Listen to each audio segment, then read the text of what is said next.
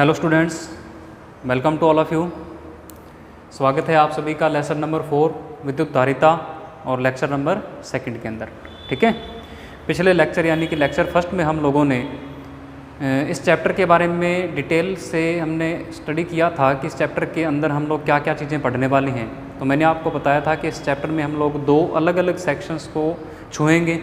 उनमें से एक सेक्शन रहता है जो पराविद्युत पदार्थों का होता है और जो दूसरा सेक्शन रहता है वो संधारित्र और धारिता से संबंधित होता है। ठीक है ना। तो हमने सेक्शन फर्स्ट में सबसे पहले पराविद्युत पदार्थों का सामान्य इंट्रोडक्शन कर लिया था कि पराविद्युत पदार्थ क्या होते हैं, कितने प्रकार के होते हैं, उनके कुछ एक एग्जाम्पल्स को भी हम लोगों ने क्या कर लिया था, स्टडी कर लिया था। ठीक है, तो आज जैसा कि मैंने आपको कल बताया था, पराविद्युत पदार्थों से संबंधित कुछ टर्म्स हैं, उनके बारे में हम लोग विचार करेंगे। तो आज की हमारी हेडिंग है या जो आज का टॉपिक है वो है पराविद्युत पदार्थों से संबंधित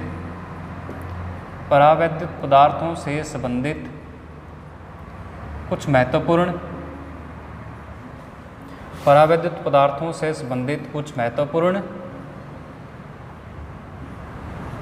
पद। इनमें सबसे पहले हम लोग जो पढ़ेंगे वो हम पढ़ने वाले हैं विद्युत ध्रुवण किसको कहते हैं। सबसे पहले हम लोग पढ़ेंगे विद्युत ध्रुवण। इंग्लिश में इसको बोला जाता है इलेक्ट्रिक पोलराइजेशन।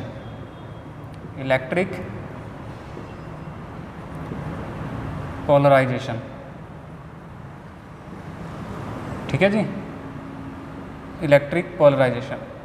उसके बाद फिर हम लोग पढ़ेंगे इसके अंदर कि पराविद्युत नियतांक क्या चीज़ होता है।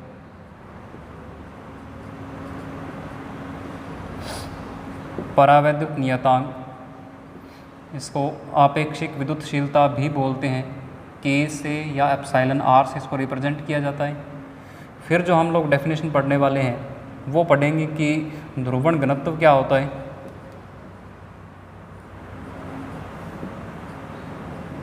ध्रुवण घनत्व क्या होता है, इसको P से रिप्रेजेंट करते हैं और ये वेक्टर क्वांटिटी होती है। 4 नंबर हमारी जो टर्म आएगी वो इसके अंदर आएगी कि विद्युत प्रवृत्ति क्या होता है। विद्युत प्रवृत्ति किसको बोलते हैं, इलेक्ट्रिक ससेप्टिबिलिटी।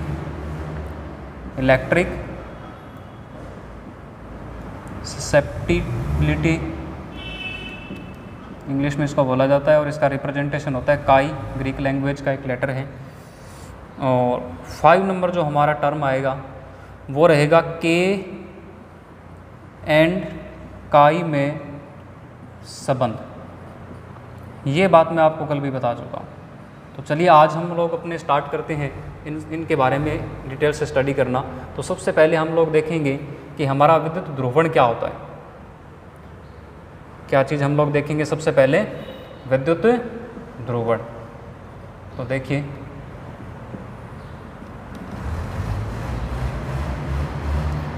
विद्युत ध्रुवण। तो जैसा कि कल मैंने आपको बताया था कि यदि मान लो हमारे पास कोई एक पराविद्युत पदार्थ है। क्या चीज़ है हमारे पास, एक पराविद्युत पदार्थ। मैं रेफरेंस के लिए इसके अंदर इस प्रकार से मैं 4 अणुओं को शो कर देता हूँ। ये मेरे पास पराविद्युत पदार्थ के अणु हैं और 4 अणु हैं और इन पर कोई भी मैंने बाहर से इलेक्ट्रिक फील्ड या कोई आरोपित विद्युत क्षेत्र नहीं लगा रखा, जिस कारण इसका जो प्लस है वो इसके माइनस के साथ बंधा हुआ है। उसी प्रकार से इस 2 नंबर अणु का भी प्लस माइनस के साथ बंधा हुआ है, 3 नंबर अणु का भी प्लस माइनस के साथ बंधा है और 4 नंबर अणु का भी प्लस माइनस के साथ बंधा है। ये कब होगा, ये पिक्चर कब होगी, जब हमारे पास बाहर से कोई भी इलेक्ट्रिक फील्ड पराविद्युत पदार्थ पर अप्लाई नहीं होता। तो ये तब का केस है जब आरोपित विद्युत क्षेत्र शून्य हो। जब आरोपित विद्युत क्षेत्र शून्य हो तो तब की क्या स्थिति होती है, तब जो इस पराविद्युत पदार्थ के अंदर प्रोटॉन होते हैं वो उन इलेक्ट्रॉनों के साथ मजबूत बंध बना करके बंधे रहते हैं। लेकिन कल्पना कीजिए कि जब हम लोग इस पर बाहर से कुछ इलेक्ट्रिक फील्ड को क्या कर देंगे, अप्लाई कर देंगे, तो विद्युत क्षेत्र आरोपित करने पर विद्युत क्षेत्र आरोपित करने पर, देखो क्या होता है विद्युत क्षेत्र आरोपित करने पर। विद्युत क्षेत्र आरोपित करने पर यदि मैं इन पर विद्युत क्षेत्र को अप्लाई कर देता हूँ, तो विद्युत क्षेत्र अप्लाई करेंगे तो कैसे करेंगे, देखो इस साइड मेरे को जो प्लेट रखनी पड़ेगी वो प्लेट मेरे को कौन से चार्ज की रखनी पड़ेगी, प्लस चार्ज की, इस प्रकार से। और इधर साइड जो मेरे को प्लेट रखनी पड़ेगी वो कौन से चार्ज की रखनी पड़ेगी, नेगेटिव चार्ज की। तभी प्लस से माइनस की ओर क्या पैदा होगा, हमारे पास एक विद्युत क्षेत्र पैदा होगा। ठीक है, अब ये विद्युत क्षेत्र क्या करेगा, इसका जो प्लस है इसको तो बल लगा के नेगेटिव प्लेट की ओर धकेल देगा, और जो माइनस है उस पर बल लगा के पॉजिटिव प्लेट की ओर इसको खींच के ले आएगा। जिस कारण ये जो अणु हैं इनकी जो शेप है, इनकी जो ज्यामिति है उसके अंदर थोड़ा सा परिवर्तन हो जाता है। तो देखिए क्या होगा, ये कुछ इस प्रकार से हुआ, कुछ ऐसी शेप इसकी बन गई, डंबल के आकार की शेप बन गई इसकी। इस प्रकार से मैंने ये अणु शो कर रखे हैं।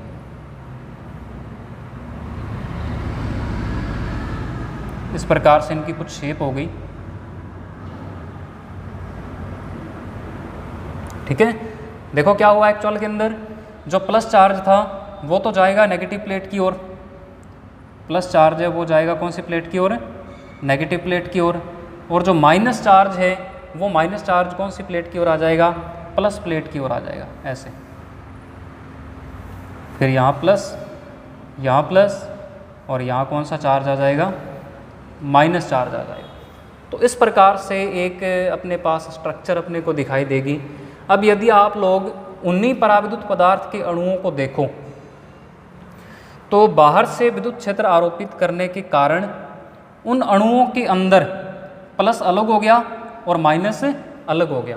इसका मतलब इन पराविद्युत पदार्थ के अणुओं के अंदर द्विध्रुव आघूर्ण उत्पन्न हो गया। क्या चीज़ उत्पन्न हो गया, द्विध्रुव आघूर्ण। क्यों कह रहा हूँ द्विध्रुव आघूर्ण उत्पन्न हो गया, परमानेंट, वो भी कौन से वाला, स्थायी वाला, स्थायी द्विध्रुव आघूर्ण इनके अंदर क्या हो गया, हमारे पास उत्पन्न हो गया या पैदा हो गया। अब क्यों ऐसा बोल रहा हूँ, क्योंकि द्विध्रुव के लिए मैंने आपको क्या बताया था कि एक प्लस चार्ज होता है और उतने ही परिमाण का एक माइनस चार्ज होता है, और कुछ दूरी पर होते हैं तो वो क्या कहलाता है, अपना द्विध्रुव कहलाता है। ठीक है, और द्विध्रुव की सामर्थ्य जो होती है उसको दर्शाने वाली जो राशि थी उसको हमने द्विध्रुव आघूर्ण बोला था। क्या बोला था उसको हम लोगों ने, द्विध्रुव आघूर्ण। तो उसी प्रकार से उसी कॉन्सेप्ट को लेते हुए यदि हम लोग यहाँ पर देखें तो इस पराविद्युत पदार्थ के अणु के अंदर प्लस चार्ज तो यहाँ पर आ गया, माइनस चार्ज यहाँ पर आ गया, दोनों का परिमाण एक जैसा है और कुछ दूरी पर भी है। तो इस कारण से इस पराविद्युत पदार्थ के अंदर स्थायी रूप से क्या चीज़ उत्पन्न हो गई, द्विध्रुव आघूर्ण उत्पन्न हो गया। और ये जो द्विध्रुव आघूर्ण है, ये जो हमने इलेक्ट्रिक फील्ड आरोपित किया है, देखो कौन सी डायरेक्शन में आरोपित किया इलेक्ट्रिक फील्ड, प्लस से माइनस, प्लस से माइनस। इसको हम लोग EO वेक्टर से रिप्रेजेंट करते हैं। प्लस से माइनस दिशा में हमने इसको आरोपित किया है। तो अब आप लोग द्विध्रुव आघूर्ण की दिशा देखें क्या होगी, इसके अंदर का जो इलेक्ट्रिक फील्ड होगा वो होगा प्लस से माइनस, ऐसे होगा, इस प्रकार से, ऐसे इसमें पैदा होना चाहिए। इसी प्रकार से इधर का जो इलेक्ट्रिक फील्ड है वो भी ऐसे पैदा होना चाहिए। इसके अंदर की बात कर रहा हूँ, इसके अंदर की, ऐसे। इस इलेक्ट्रिक फील्ड को हम लोग क्या बोलते हैं, EP, यानी कि प्रेरित विद्युत क्षेत्र। कौन सा विद्युत क्षेत्र, प्रेरित विद्युत क्षेत्र। ये अपने आप पैदा नहीं हुआ, ये जो हमने प्लस और माइनस के प्लेट लगाए थे इनके कारण से ये इनके अंदर प्रेरित हुआ है, जिस कारण इसको क्या बोलते हैं हम लोग, प्रेरित विद्युत क्षेत्र। ठीक है बात। अब देखो यदि अणुओं के अंदर का प्रेरित विद्युत क्षेत्र हमारा लेफ्ट हैंड साइड में है तो आपको पता है कि जो द्विध्रुव आघूर्ण होता है उसकी दिशा इलेक्ट्रिक फील्ड से विपरीत होती है। तो जो इसका द्विध्रुव आघूर्ण आएगा इन अणुओं का वो EP की अपोजिट डायरेक्शन में होना चाहिए। अब जो हमारा EP है वो सारों का EP कौन सी डायरेक्शन में आ रहा है, लेफ्ट हैंड साइड में आ रहा है। देखो बोर्ड की इस तरफ आ रहा है, EP इस तरफ आ रहा है। यदि मैं इस अणु को बाहर निकाल के थोड़ा सा बड़ा बना के दिखाऊं तो ऐसा है कुछ, ऐसा, ये प्लस है, ये माइनस है। ठीक है बात। और इसके अंदर का जो EP है यानी कि प्रेरित विद्युत क्षेत्र है वो इस दिशा में है, प्लस से माइनस, क्योंकि आपको पता है कि जो इलेक्ट्रिक फील्ड है वो प्लस से माइनस ही होता है। अब EP की ये डायरेक्शन है तो इसके अंदर का जो द्विध्रुव आघूर्ण है उसकी क्या दिशा होनी चाहिए? उसकी दिशा होनी चाहिए माइनस से प्लस, क्योंकि मैंने आपको बताया था कि द्विध्रुव आघूर्ण होता है वो विपरीत दिशा में आता होता है, इलेक्ट्रिक फील्ड से विपरीत दिशा में आता होता है। तो इसका मतलब हम बोल सकते हैं कि जो इनमें प्रेरित द्विध्रुव आघूर्ण होगा, प्रेरित द्विध्रुव आघूर्ण होगा, उस प्रेरित द्विध्रुव आघूर्ण की दिशा आरोपित विद्युत क्षेत्र की दिशा में ही होगी, आरोपित विद्युत क्षेत्र की दिशा में ही होगी। ठीक है बात? तो देखो एक्चुअल में हमने क्या किया, एक्चुअल में इसको मैं यदि लैंग्वेज के अंदर कन्वर्ट करना चाहूँ ना तो इस प्रकार से कर सकता हूँ कि यदि मैं किसी पराविद्युत पदार्थ के ऊपर बाहर से कुछ भी विद्युत क्षेत्र आरोपित नहीं करता, तो जो उसके पराविद्युत पदार्थ के अणु होते हैं उनकी ज्यामिति में कोई भी चेंज नहीं आता, उनके अंदर का जो द्विध्रुव आघूर्ण है वो शून्य होता है। परंतु जैसे ही हम लोग उस पर बाहर से कुछ विद्युत क्षेत्र अप्लाई कर देते हैं तो दो बातें होती हैं। कितनी बातें होती हैं हमारे पास? दो बातें। एक तो हमारे पास क्या होता है कि ये जो हमारे पराविद्युत पदार्थ के अणु होते हैं इनकी शेप चेंज हो जाती है, मतलब प्लस माइनस अलग हो जाते हैं, जिस कारण इन पराविद्युत पदार्थ के अणुओं के अंदर एक विद्युत क्षेत्र उत्पन्न हो जाता है जिसको हमने ईपी नाम दिया, और इसको बोलते हैं प्रेरित विद्युत क्षेत्र। क्या बोलते हैं इसको? प्रेरित विद्युत क्षेत्र। और इस प्रेरित विद्युत क्षेत्र की विपरीत दिशा में इन अणुओं के अंदर एक द्विध्रुव आघूर्ण भी उत्पन्न हो जाता है जो कि स्थायी होता है, एक द्विध्रुव आघूर्ण भी उत्पन्न हो जाता है जो क्या होता है? अस्थायी होता है। तो इस प्रक्रम को या इस प्रोसेस को हम लोग क्या बोलते हैं? विद्युत ध्रुवण बोलते हैं। मतलब बाहरी विद्युत क्षेत्र के प्रभाव में पराविद्युत पदार्थ के अणुओं के अंदर प्रेरित विद्युत क्षेत्र पैदा हो जाना और स्थायी द्विध्रुव आघूर्णों का उत्पन्न हो जाना ही क्या कहलाता है? विद्युत ध्रुवण कहलाता है। ठीक है बात? अब मैं इसकी परिभाषा यहाँ पे लिख देता हूँ। परिभाषा देखो क्या लिखते हैं इसकी, एक बार मैं इनको थोड़ा सा साफ कर रहा हूँ मैं। देखो परिभाषा इसकी क्या है, इसकी परिभाषा हम लोग यहाँ पर लिख देते हैं। बाहरी विद्युत क्षेत्र के प्रभाव में, बाहरी विद्युत क्षेत्र के प्रभाव में परावैद्युत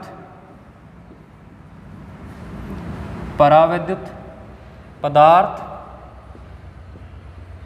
के अणुओं, परावैद्युत पदार्थ के अणुओं में प्रेरित विद्युत क्षेत्र,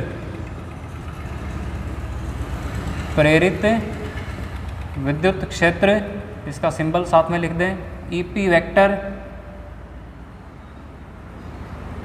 तथा स्थायी द्विध्रुव आघूर्ण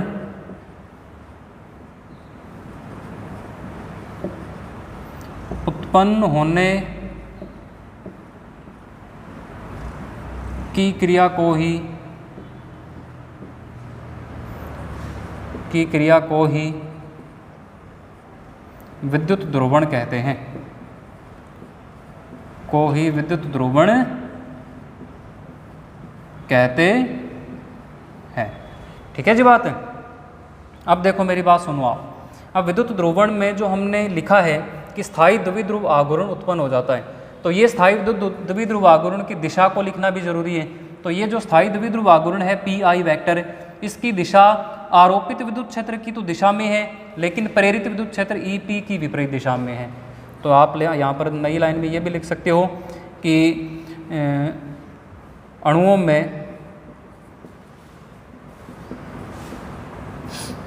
में उत्पन्न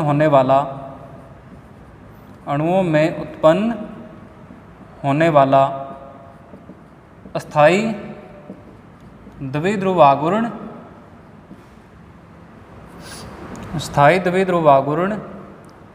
आरोपित विद्युत क्षेत्र की दिशा में,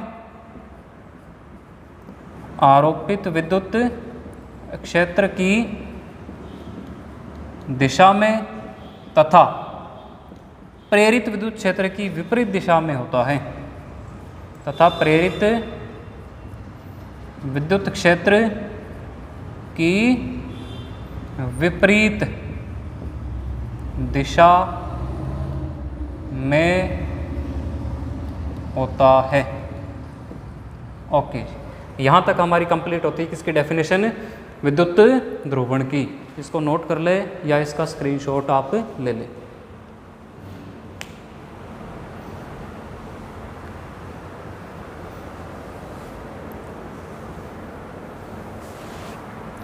और इसमें जो हमारा चित्र बनाना है, जो डायग्राम बनाना है रेफरेंस के लिए, वो ये डायग्राम बनाना है आपको।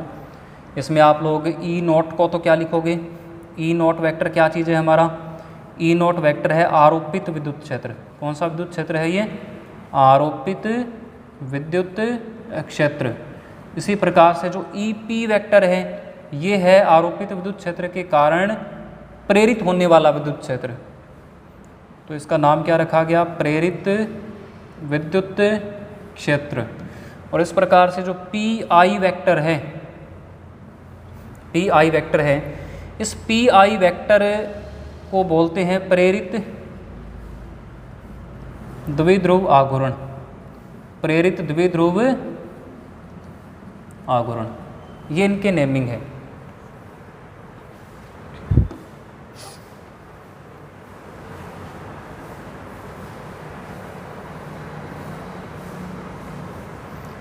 अच्छा, यहाँ तक की बात आपके क्लियर हो रही है। उसके बाद देखो अपने क्या करने वाले हैं इसमें। अभी ये ख़त्म नहीं हुआ हमारा, अब इसमें बहुत और कुछ पड़ा है। देखो मैं डायग्राम को दोबारा बना रहा हूँ, इससे कुछ और बातें निकलने वाली हैं, कुछ और परिभाषाएं, टर्म्स निकलने वाली हैं। ये थी हमारी पॉजिटिव प्लेट और ये हमारी थी नेगेटिव प्लेट। ये किसके लिए हमने लगाए थे, बाहरी विद्युत क्षेत्र को उत्पन्न करने के लिए। माइनस माइनस माइनस और ये भी माइनस। इसके कारण क्या हुआ, इनकी शेप में थोड़ा सा ऐसे चेंज हुआ।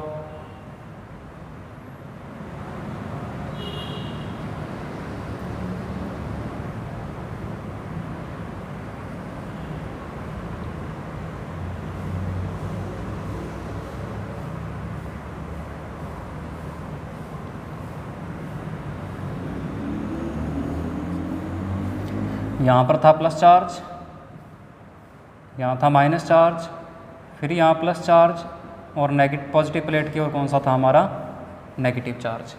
अब इसमें देखो क्या चीज़ था, इसमें जो आरोपित विद्युत क्षेत्र था वो था हमारा राइट हैंड साइड डायरेक्शन में, यानी कि पॉजिटिव प्लेट से नेगेटिव प्लेट में, ठीक है। और इस आरोपित विद्युत क्षेत्र के कारण इन अणुओं के अंदर जो प्रेरित विद्युत क्षेत्र है उसकी दिशा कुछ इस प्रकार से, यही मैं यहाँ पर दर्शा देता हूँ इस प्रकार से, क्योंकि इधर प्लस है इनका, इधर माइनस है, इधर प्लस है, इधर माइनस है, तो ये ईपी की डायरेक्शन हो।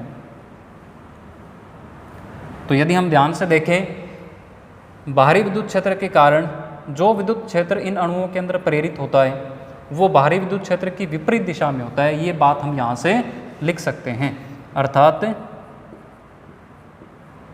ईपी वेक्टर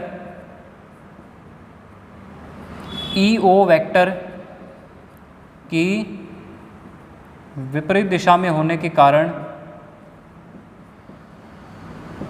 विपरीत दिशा में होने के कारण, विपरीत दिशा में होने के कारण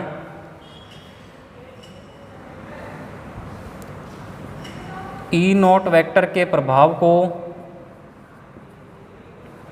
ई नॉट वेक्टर के प्रभाव को कम करने का प्रयास करता है, कम करने का प्रयास करता है, जिस कारण निकाय की परिणामी विद्युत क्षेत्र तीव्रता, परिणामी विद्युत क्षेत्र तीव्रता कुछ घट जाती है।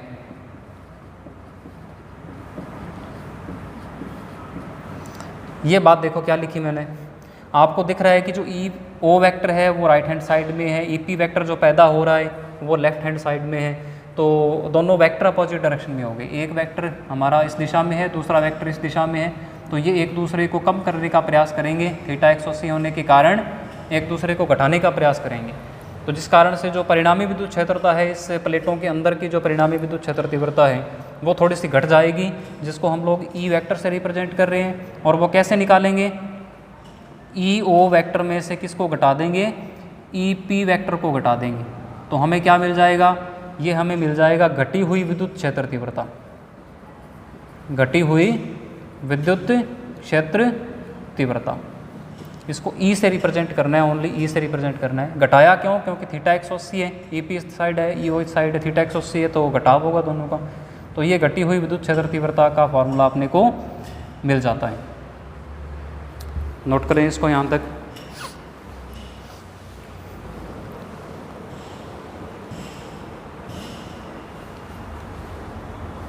अब यहाँ से एक और बात क्लियर होगी आपकी कि इतना इतना जो क्षेत्र है, ये जो मैं डॉटेड लाइन के साथ शो कर रहा हूँ,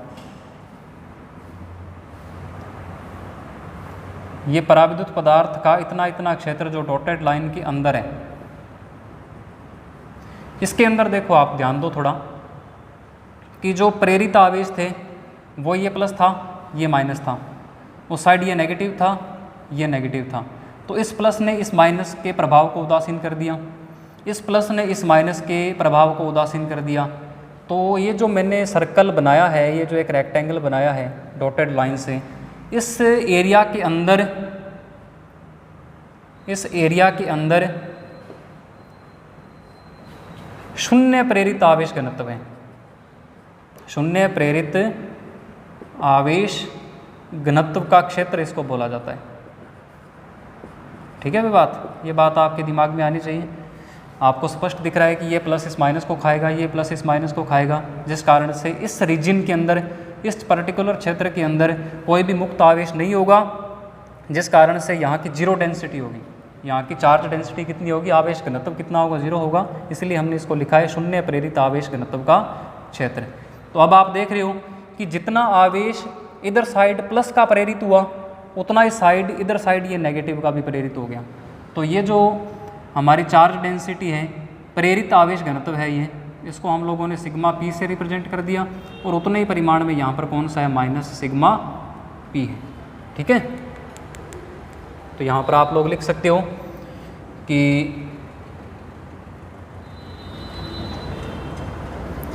प्रेरित विद्युत क्षेत्र के कारण, प्रेरित विद्युत क्षेत्र के कारण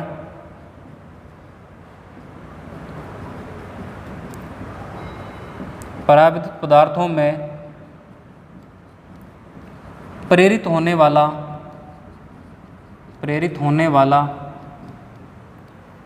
धनात्मक और ऋणात्मक आवेश घनत्व, ऋणात्मक आवेश घनत्व बराबर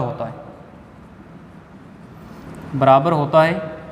इसे सिग्मा पी से दर्शाते हैं, इसे सिग्मा पी से दर्शाते हैं। ठीक है, तो दिख रहा है आपको, जितने प्लस चार्ज हैं उतने माइनस चार्ज हैं, तो जितना नेगेटिव चार्ज उतना ही पॉजिटिव चार्ज, तो जितनी डेंसिटी नेगेटिव चार्ज की होगी उतनी किसकी होगी, हमारे पास पॉजिटिव चार्ज की रहेगी। इसको आप लोग नोट कर लें अच्छे तरीके से। यहाँ तक हमारा ये सेक्शन जो है, जो हमारा ये टॉपिक था आज का 1 नंबर का विद्युत ध्रुवण, ये कंप्लीट हो गया फुल्ली तरीके से। क्या हो गया, ये एक्सप्लेन हो गया, और इसके अंदर कुछ नहीं है। तो एक बार थोड़ा सा मैं रिप्ले कर देता हूँ कि मैंने क्या बोला। विद्युत ध्रुवण क्या होता है, क्या होता है विद्युत ध्रुवण?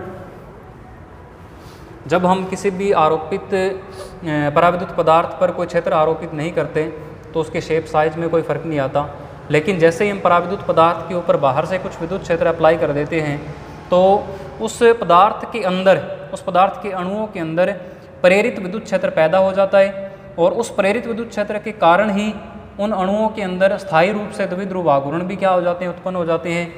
इसी प्रक्रम को हम लोग क्या बोलते हैं, विद्युत ध्रुवण। और विद्युत ध्रुवण में क्या होता है कि जो ये द्विध्रुव आघूर्ण पैदा हो रही है पी आई वेक्टर, ये बाहर वाले विद्युत क्षेत्र की तो दिशा में होंगे और प्रेरित विद्युत क्षेत्र की विपरीत दिशा में होंगे। ये फैक्ट हमने निकाल लिया। फिर हमने ये भी देखा कि जो प्रेरित विद्युत क्षेत्र है वो आरोपित विद्युत क्षेत्र से विपरीत दिशा में होने के कारण उसके प्रभाव को कम करने का प्रयास करता है, जिस कारण निकाय की कुछ तीव्रता क्या हो जाती है, घट जाती है और उसका मान इसके बराबर होता है। ठीक है बात। और फिर हमने इस डायग्राम में कुछ एक क्षेत्र को शो किया जहाँ पर मुक्त चार्ज नहीं थे, फ्री चार्जेस नहीं थे। इस क्षेत्र को हमने नाम दिया शून्य प्रेरित आवेश घनत्व का क्षेत्र।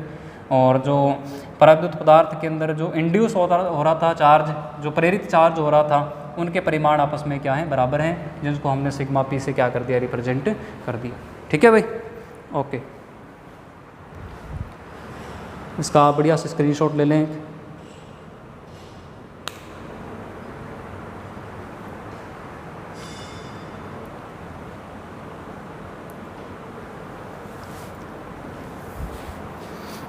ओके, अब हम देखने वाले हैं पराविद्युत पदार्थों से संबंधित जो हमारी दूसरी टर्म थी उसके बारे में।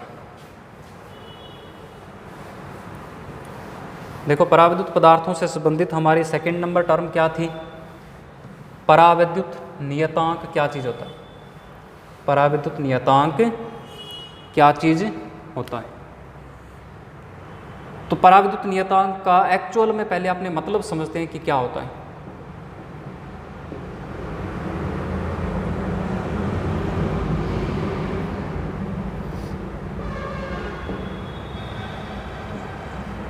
पराविद्युत नियतांक के या एप्सिलॉन आर इसका क्या रहेगा, सिंबल रहेगा। तो मैं आपको पहले बता दूं कि जो हमारा पराविद्युत नियतांक होता है वो पर्टिकुलर किसी माध्यम का गुण होता है। पर्टिकुलरली क्या होता है, वो किसी माध्यम का एक गुण होता है, जिसके कारण वो क्या कर देता है, इलेक्ट्रिक फील्ड के प्रभाव को थोड़ा कम कर देता है, या इलेक्ट्रिक फोर्स के प्रभाव को थोड़ा क्या कर देता है, कम कर देता है। सपोज दैट, इसको समझने के लिए आप ऐसे समझें कि हमारे पास एक पॉजिटिव प्लेट थी और उस पॉजिटिव प्लेट के जस्ट सामने उतने ही सरफेस एरिया की हमने एक नेगेटिव प्लेट रख दी, सेम अमाउंट में चार्ज हैं। तो ये प्लेटों के मध्य एक समरूप विद्युत क्षेत्र पैदा हो जाएगा। ठीक है, समरूप विद्युत क्षेत्र क्या हो जाएगा, पैदा हो जाएगा, जिसको हम लोग ई ओ वेक्टर से क्या कर देंगे, रिप्रेजेंट कर देंगे। तो अब आप ये सोचो कि जब मैं इसके अंदर कुछ पराविद्युत पदार्थ को डाल दूंगा, जब मैं इसके अंदर कुछ पराविद्युत पदार्थ को क्या कर दूंगा, डाल दूंगा, तो ये पराविद्युत पदार्थ के कारण, इस पराविद्युत पदार्थ के कारण जो निकाय की तीव्रता है वो कुछ क्या हो जाती है, घट जाती है। निकाय की तीव्रता क्या हो जाती है, कुछ घट जाती है। तो यही माध्यम के इसी गुण को क्या बोला जाता है, हमारे द्वारा पराविद्युत नियतांक बोला जाता है। मतलब इसमें पराविद्युत पदार्थ के अंदर कुछ तो ऐसा गुण है जिसके कारण ये बाहर वाले विद्युत क्षेत्र के प्रभाव को थोड़ा क्या कर रहा है, कम कर रहा है। उसी गुण को हम लोग क्या बोलते हैं, पराविद्युत नियतांक बोलते हैं। तो देखो इसको कैसे परिभाषित करते हैं हम लोग। इसको परिभाषित करने का ये तरीका है कि पराविद्युत पदार्थ की उपस्थिति में, पराविद्युत पदार्थ की उपस्थिति में विद्युत क्षेत्र तीव्रता, पराविद्युत पदार्थ की उपस्थिति में विद्युत क्षेत्र तीव्रता निर्वात की तुलना में, निर्वात की तुलना में